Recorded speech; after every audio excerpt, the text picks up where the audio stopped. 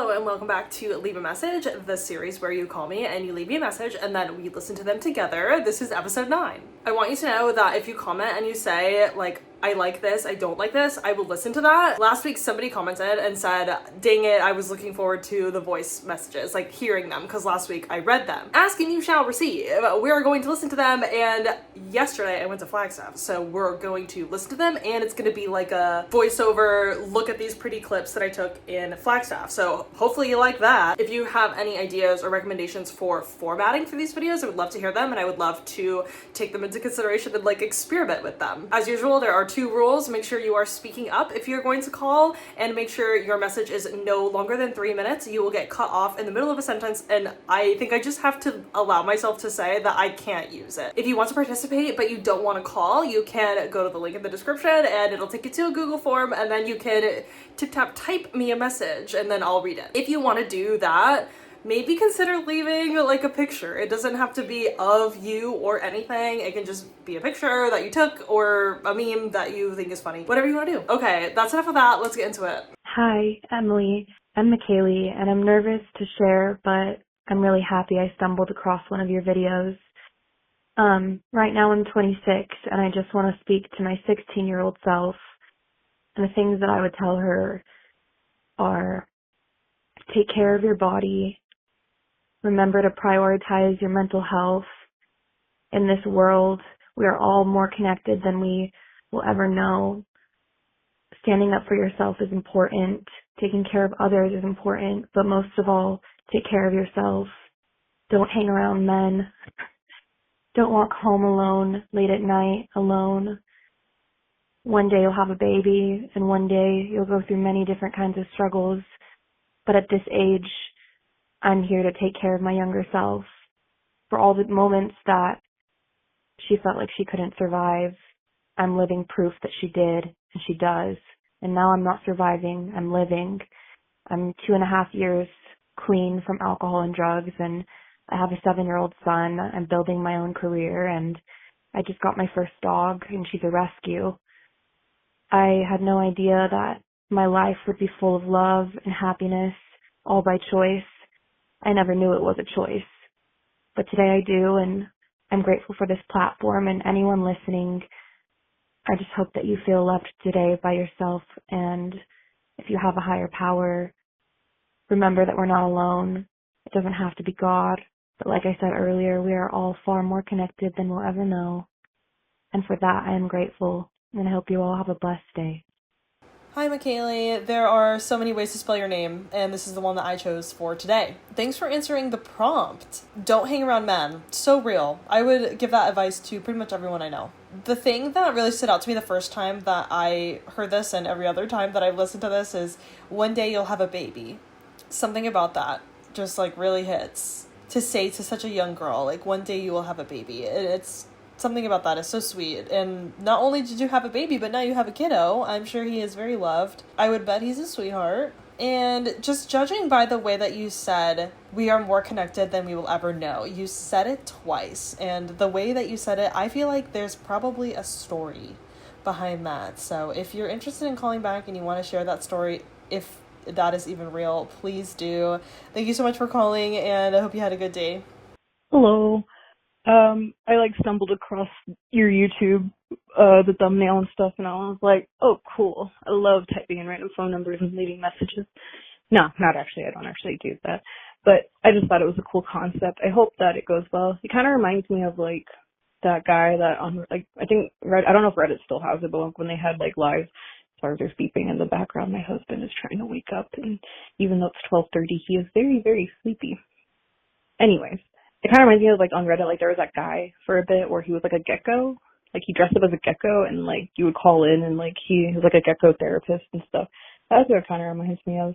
I just wanted to share about I recently got diagnosed with ADHD, which makes a lot more sense now because I was misdiagnosed bipolar for 3 years, and it sucked because those 3 years I was on 1,200 milligrams of lithium that I didn't need, and it almost ruined my life, and it just felt like I was losing myself. And mind you, I'm below 5 foot. I'm 4'8", so that really messed me up because I felt like dang, how am I not dying of lithium toxicity? Anyways, but yeah, I recently got I was like misdiagnosed, and then they were like, yeah, you have ADHD, and like, I'm like, cool. That makes more sense, because that's what I was trying to get tested for to begin with, because I didn't feel like I had bipolar. And then and now my life has just been starting to get better. And then my husband became Muslim, so he's finding himself and we're finding ourselves, and it's like, it just feels like even though the world feels like it's burning sometimes, like, at the end of the day, we're all just people trying to find ourselves, which I think is cool. And I guess my question is, like, what do you do to find yourself, like, and stuff, if that makes sense. That makes sense of the question. But, yeah, that's about it. See ya. Dude, it's one thing to not be diagnosed, like, that is not ideal, but to be misdiagnosed and then to also be put on medication that you don't necessarily need. Oh my god, that sounds like a nightmare. Sounds like a nightmare. I'm so glad that you are still here with us and that you are getting better and that your life is like turning around and you're kind of like readjusting to maybe whatever medication you're on now, and also not being on that medication. Oh my god, that just sounds so terrible. I have no idea what any of this is like, but I feel for you. What do you do to find yourself? Boy, oh boy. For me, I've been struggling with purpose and like not feeling like I have a purpose. One of the things that humans need to survive, to thrive, to exist is to have a purpose. As big or small as you want that to be, there needs to be a purpose. And I've just been struggling with that, and I'm like, how do I find my purpose? How do I feel like I want to exist? How do I feel like I have meaning? And I guess that's just finding small purposes, finding small meanings in like everyday things. I have the tendency to think like, oh, it has to be big and grand and it has to take up my whole entire life and it has to be something that I work on from now for the rest of my life. But really, it's just like finding meaning and purpose by helping someone or creating something. If you just keep finding little things that you enjoy and you are like really intentional about being grateful and having gratitude for it, then I think that's a good first step at the very least. Thanks for calling, and I wish you so much luck on your medication diagnosis ADHD journey. Hi. You can call me Bunny. I just wanted to tell you about, I guess, what it's like to be someone who makes art for a living and then get a diagnosis of losing your vision. I was diagnosed with an eye disease in 2021 after a long stint of COVID and being hospitalized for it. And now I am working towards finishing an art degree. I don't know, it's been really hard, and I just wish someone would kind of hear out my story, you know? I deal with a lot of discrimination in my field for my disability, but I love making art, and I would never choose anything over it in every lifetime. I hope that I'm making art. I guess my point is just that people really suck. I wish people understood that, you know, people who are disabled can do things they love to. Yeah. That's all. Thank you for listening. Hi, Bonnie. First things first, I would love to see some examples of your art pre-diagnosis and then like kind of throughout the years since your diagnosis, because it's been approximately like 4 years since that. So I would love to see the way that you made art before, and then also kind of like at the peak of like, oh my god, this is going to affect me for the rest of my life, and then now that you've had some time to kind of adjust. I think, you know, like you said, I think it's like a gradual losing your vision perhaps, and if that is true, I think that you'll be adjusting for the rest of your life, right? Like just little by little you'll be adjusting, and I think that is so stunning. I think that's beautiful. I would love to see kind of the evolution of your life, you know, so far now and in 10, 20, 30 years and at the end of your life, and just kind of see like how your art has changed and how you've changed. And this is just my gut response to this. And if you do want to share some pictures of your art, please go to the form and you can upload some pictures there. Okay, thank you. Hi, Emily. So it's been about 2 weeks since I left my job. There's no prospect of any job. And I left intentionally because I really needed to just focus on my life. Like, I've had a lot going on, and I decided that I really needed all the time in the world to just really organize my life. And it's been pretty easy for the most part. Sometimes I'm like, I can't believe I didn't do this before. But sometimes I'm also like, you picked a horrible time to do this. Like, in this day and age, in this state of the economy, who in their right mind, you know, leaves their job? But it's something that I really needed to do. So at times I feel really delusional, and other times I guess just deep down know how badly I needed this. And at this very moment, I have absolutely no idea where my life is going, where it's going to end up. I'm not really scared. I'm more so just, I guess I just like need a little bit of guidance.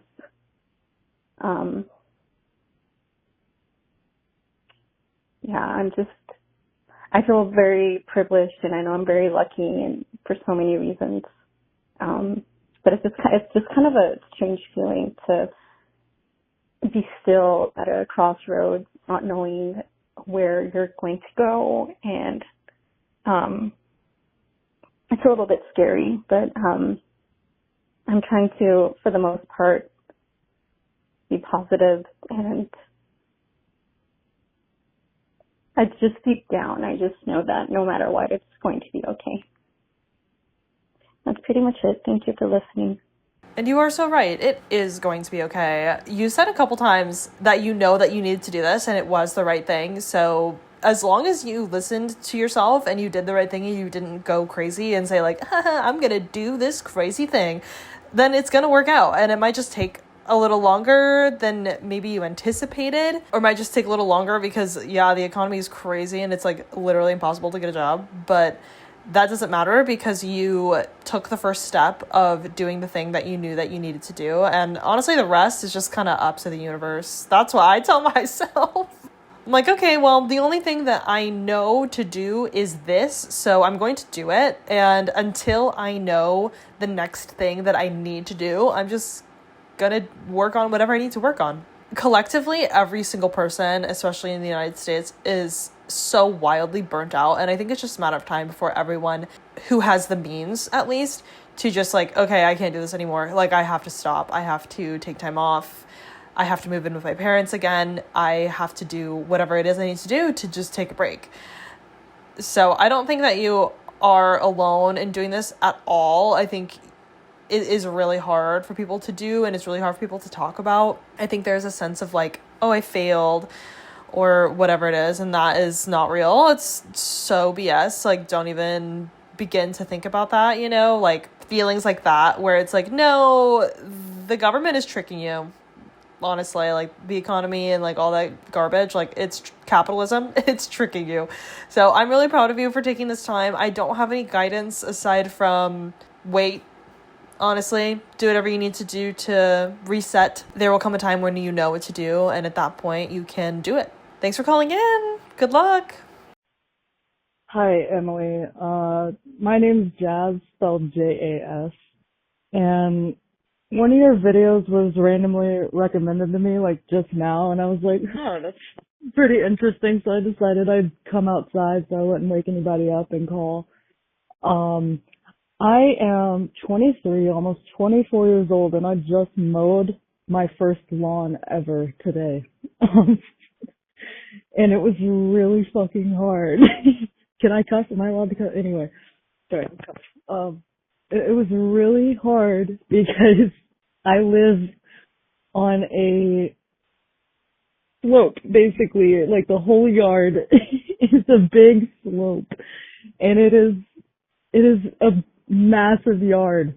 But if I didn't do it, then I would get fined a lot of money by my landlord. So that was my day. It was very difficult for someone as tasty as me, but I got done with it, and in about a month I'll have to do it again. But yeah, I thought I would just call, 'cause this is interesting, and, I don't really get out much. Like, I don't really have much of a social life, so, like, this is kind of a weird way to just talk to someone, without really, like, going anywhere. Like, it's interesting that this is gonna be on a video, so it just, I don't know.